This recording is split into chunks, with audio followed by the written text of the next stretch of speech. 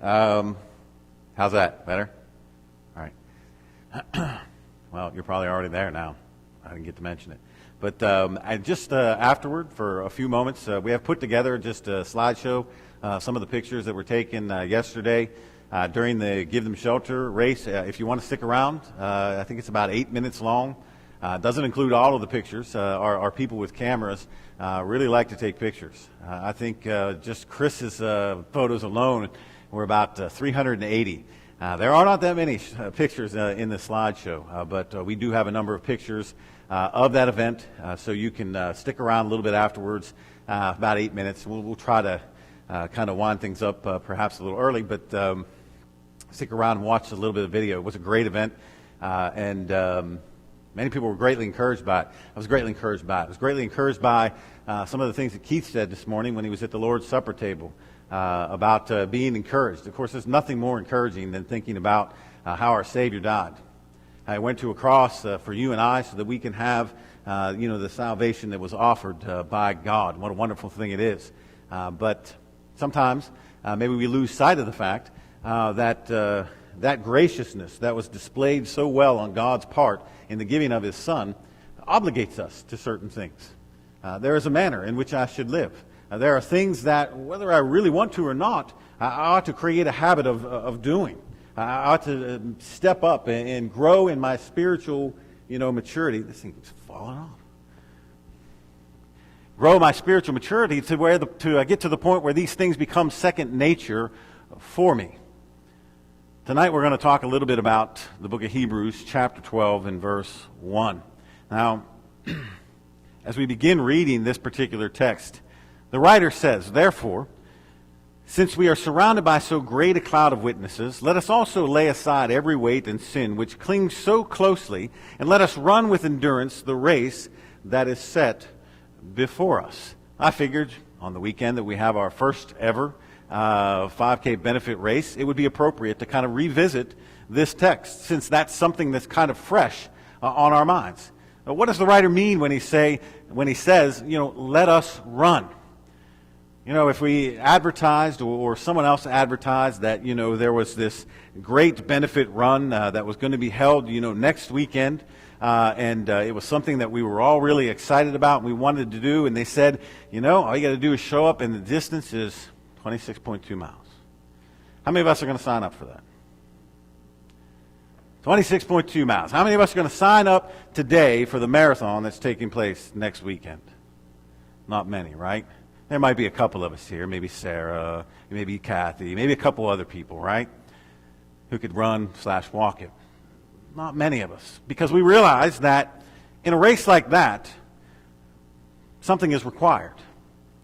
And the thing that is required is going to be training. We have to train ourselves to get to the point. We have to kind of buffet our bodies, as Paul would say, to get to the point where we can actually endure that type of event. So when Paul says these words here, let us run, he's not speaking them with a lightheartedness, expecting us to think, oh, well, I can just pick that up tomorrow and start and do everything perfect and well.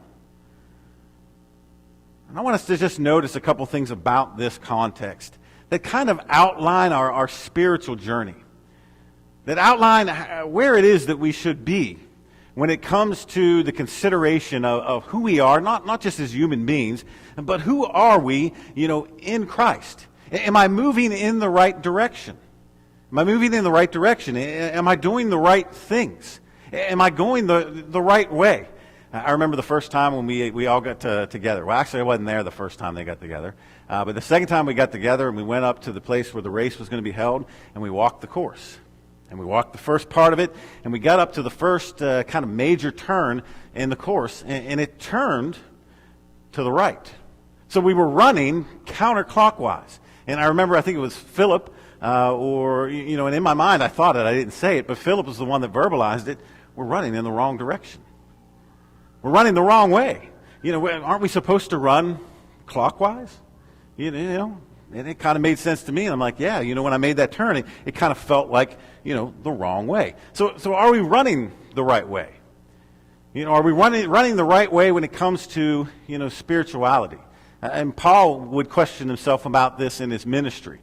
He would write letters to the Christians that he had converted, and he would talk about how it was his desire to not labor in vain in the Lord, to not labor in vain, to not go in a wrong direction, and spiritually advocate things, preach things, teach things that were contrary to what God would have him do.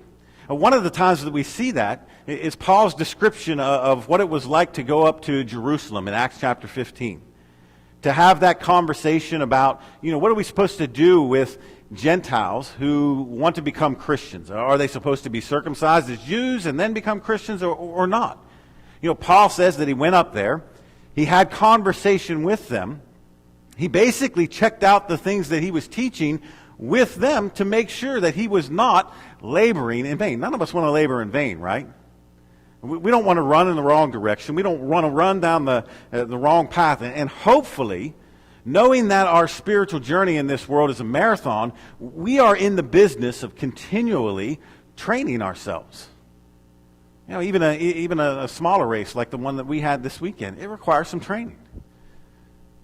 It requires some effort in order to get out there and be able to do those types of things. Well, it's really no different in a spiritual sense.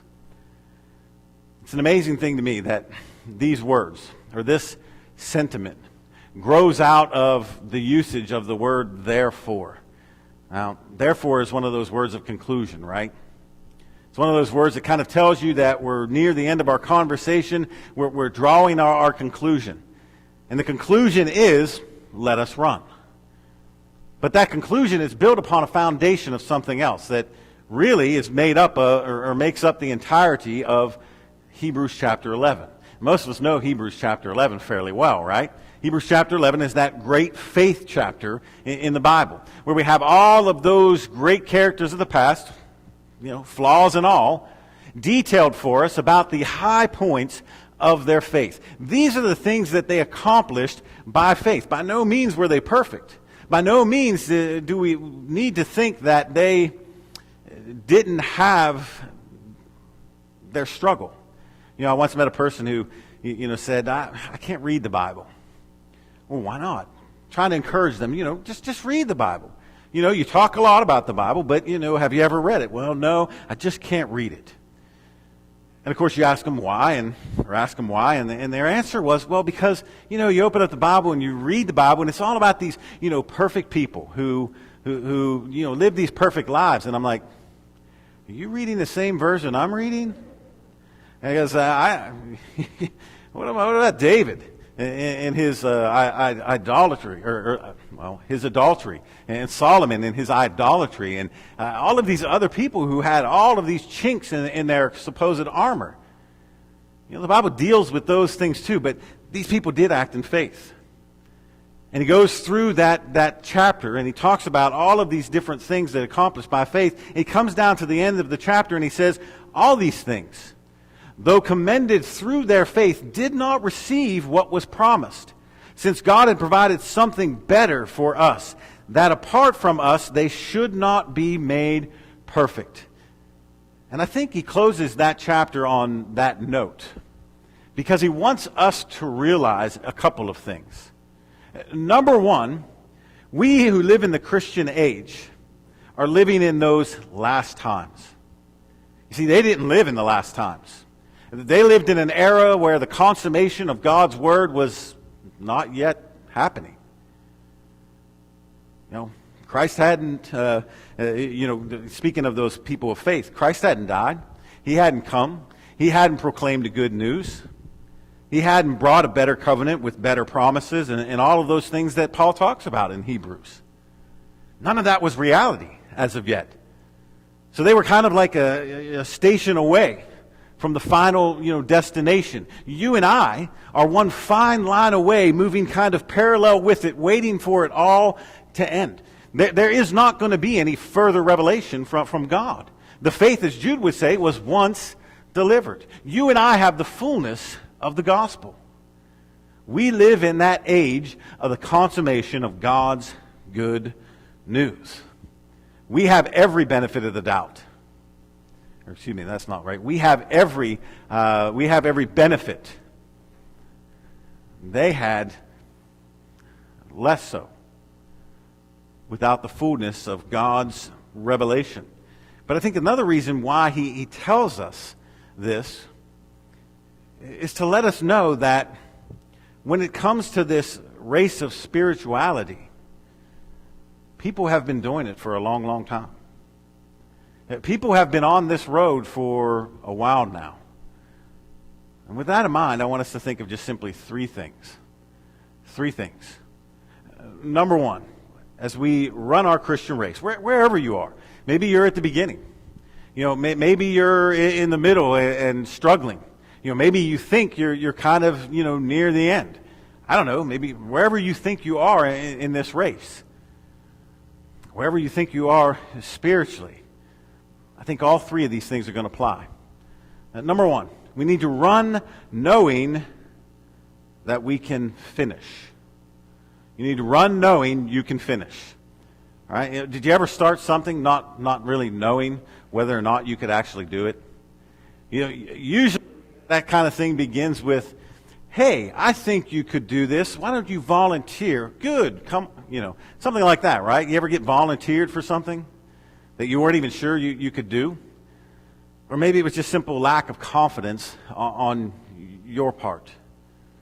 Now, we have every confidence, or we should have every confidence in this road, this spiritual road or pathway that God has, laid for us. So when we run, we ought to run with the greatest amount of confidence, and there's a reason why. He tells us, therefore, since we are surrounded by so great a cloud of witnesses. That's interesting, the language that is used here, because the idea of a witness here is not just a spectator kind of sitting back in the bleachers kind of looking on. The way the language is constructed here, it's almost as if there is some interactive process that is taking place between those who are viewing this event and those who are actually participating in the event. It's an active process, and the verbiage that's used here is active in nature. He says, all those great people of faith who've gone before you, all those great people who have stood up and stood for the faith and done these great and wonderful things, knowing them, reading their words and their stories, and interacting and thinking about the things that they have set before you, ought to give you not just the courage, not just the commitment, but it ought to give you the confidence as well to know that you can finish this race. You can finish the course. And think about that marathon that's next Saturday that we were talking about. Wouldn't have much confidence that could finish it, right? Not much confidence there. Do we have more confidence in our spiritual walk? Do we have the confidence that Paul had when he said things like, I have fought the good fight. I finished the course. Therefore, there is laid up for me. And talks about that crown. Is that the kind of confidence that we have? The road of Christianity ought to be one that we run with the greatest amount of confidence. And that confidence, I believe, comes from the encouragement we receive from other people. And that's why Keith's words were so encouraging this morning. And that's why it was encouraging for me to look at the pictures. And I tell you that it kind of choked me up today. And I got this sort of really good feeling when I viewed this one series of pictures. And you can look for them. There's only 2 of them that are up here when it comes up on the screen later on. But there was a group of people who were at the race. They were from a place called Bayside Community Church. Bayside Community Church. And I didn't realize this was happening until I looked at the pictures. And it took me a while to kind of figure it out. But there was one of their runners. They had a group of 5 or 6 people? Group of 5 or 6 people. And one of the runners that was with them was running back in the area where the preacher from this congregation was running. Back with the slower runner people, right? And I could see her. She was ahead of me, but I could still, see her. I could still see her. And the pictures show each one of their teammates crossing the finish line. Each one of their teammates crossing the finish line. And then a pretty large space goes by, and you don't see any of the blue shirts that they were wearing. They all matched. You don't see them for a while. But then all of a sudden, you see the whole group of them together come running up to the finish line. Only right when they get to the finish line, the group peels off, and one runner comes across the line. And it took me a while to figure out, but the rest of the team that already finished went back for their last runner and ran with her to the finish. And I thought, that's an amazing thing. That's why you can have confidence in running your spiritual race. But, we need to be the kind of people who are giving that kind of confidence too. We need to be the kind of people who show up and are willing to shake hands and are willing to set the example, are willing to be at the events and being at worship. Man, that ought to be a big thing for us. Yeah.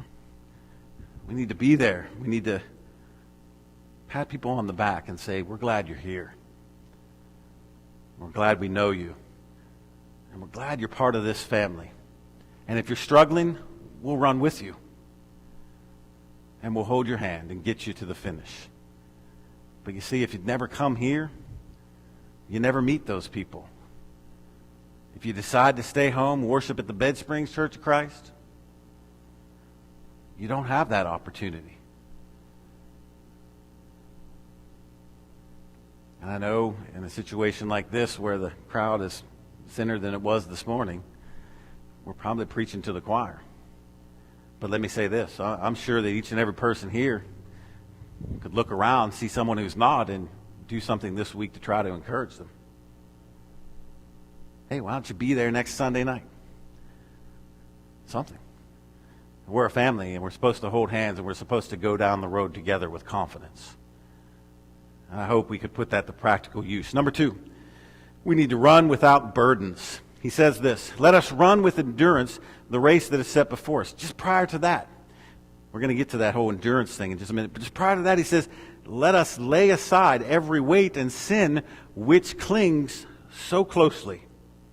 So closely. I don't remember it real well. I wasn't really a runner when it happened, so it probably escaped my attention. But in 1980, one of the big conversations that people who were watching the Olympics were having was who was going to win this race between an American and an African, both females. One was Mary Decker.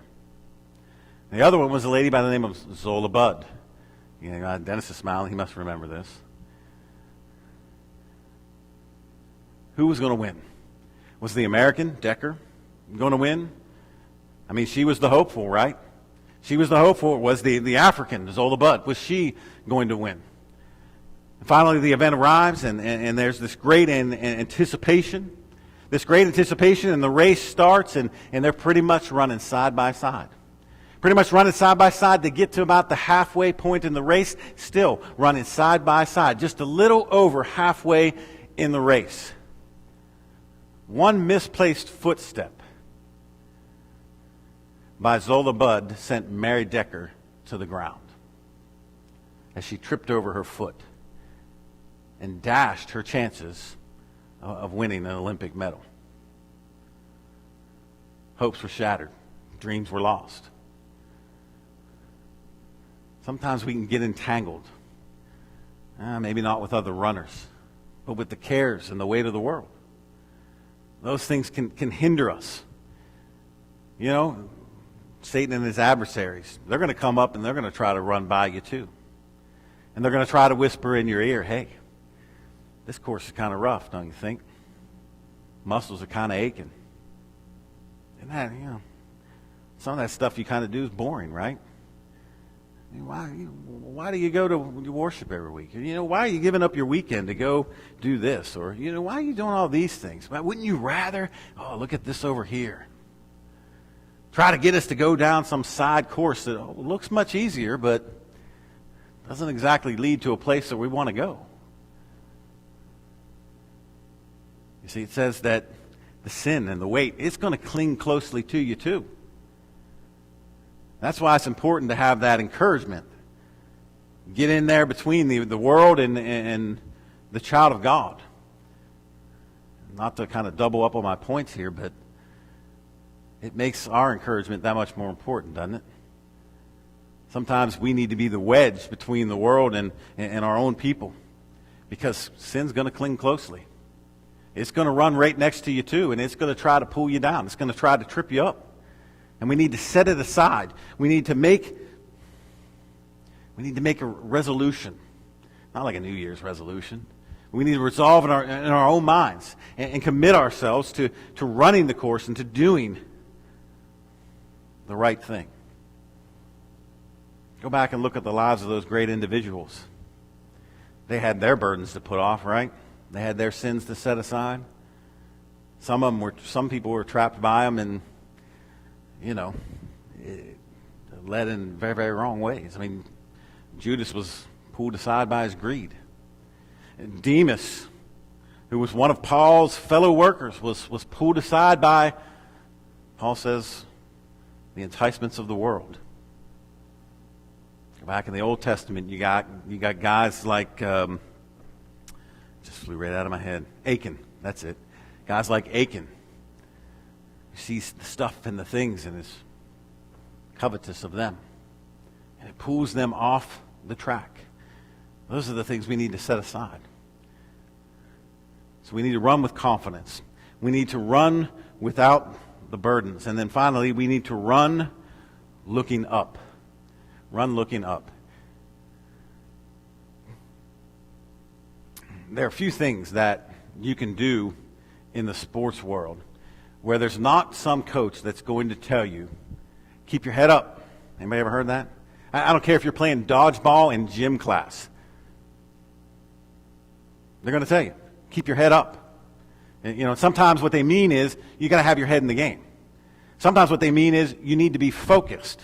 But the simple fact of the matter, and applying it in a spiritual sense, when we talk about looking down, we're talking about kind of looking inward to ourselves in a selfish kind of way. Oh, the course is hard, and my muscles are aching, and, there's so much pain, and, why am I having to go through this? And pretty soon we got this whole, self-pity, self-satisfying, got to meet my needs type of thing going on inside of us. And our Christianity becomes more about who we are rather than the goal that's right out there. I remember one time when Carrie's dad and I, we were training to do a marathon. And it's kind of a brutal thing, right?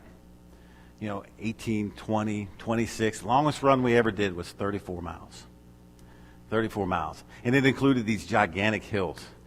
And I don't know, if you ever run hills, it's horrible, right?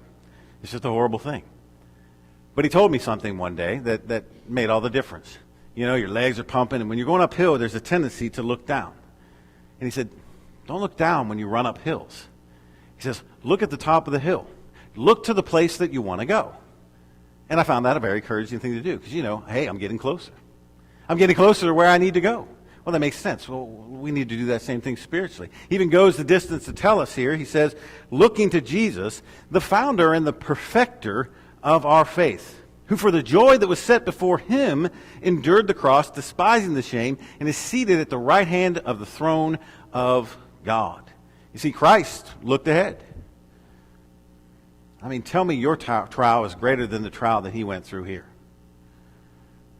There's not a single one of us that can do that.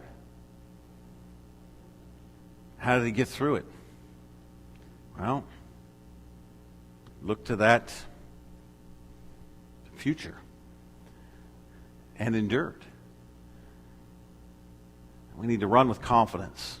We need to run without the burden. And we need to run looking up. Paul tells us as much. Go over to 2 Timothy, just very, very quickly. 2 Timothy chapter 2. 2 Timothy chapter 2. verse 12. Paul says this. Well, I'll tell you what, to get the context, let's go back to 13. The saying is trustworthy, for if we have died with him, we will also live with him. If we endure, we will also reign with him. If we deny him, he also will deny us. If we are faithless, he remains faithful. Now, the denial that he's talking about here is not necessarily saying, well, I don't believe in Christ. The denial here may be very, very simply the acknowledgement that you and your pain and your needs are more important than what's at the end of that journey and what God desires for you. That's why we need to run looking up, looking to him. Go over to the book of Revelation. The book of Revelation, chapter 3, I believe it is. And let's do verse 21. Speaking the final lines to the last of the 7 churches of Asia, he says, "To the one who conquers, I will grant with him to sit with me on my throne, as I also conquered and sat down with my Father on his throne. He who has an ear to hear, let him hear what the Spirit says to the churches." If we run, and we run well, if we run and we do so knowing we can finish, having the confidence to get us there, always looking ahead because we're unburdened from the things of the world. And look at what awaits us. I don't know. I mean, probably through the course of my life, not so much recently, but when Carrie and I were really running, we ran some races, got a couple of prizes. I don't think I know where any of them are. And even if I did, I think the ones I received were made of particle board and plastic. How does that compare with the eternal weight of glory? How does that compare with what's at the end of this real spiritual race? It doesn't even come close.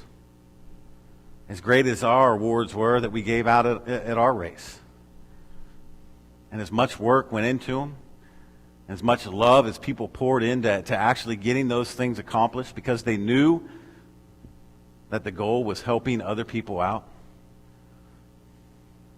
that end product is still not as good as hearing those words, "Enter ye into the glory of your Lord. Here's your crown." I would hope that's the journey we want to be on. I would hope that that's the journey that we're on tonight, and we'll strive to walk in those paths that God has prescribed for us. So let me leave you with the simple question tonight. How are you running? Are you training? Are you running? Do you perceive it as a marathon? Or is it just something that you're hot about right now, but maybe next week it'll be on to something else? Where are you in your spiritual journey? Have you given yourself to him by hearing his word and believing, repenting of your sins, confessing Christ, being baptized for the remission of sins? Have you been baptized? Have you continued to strive in that path? Being unburdened from the cares and the sins of the world? If you're here tonight and subject to the invitation's call, heed that knock at the door and respond as together we stand and sing.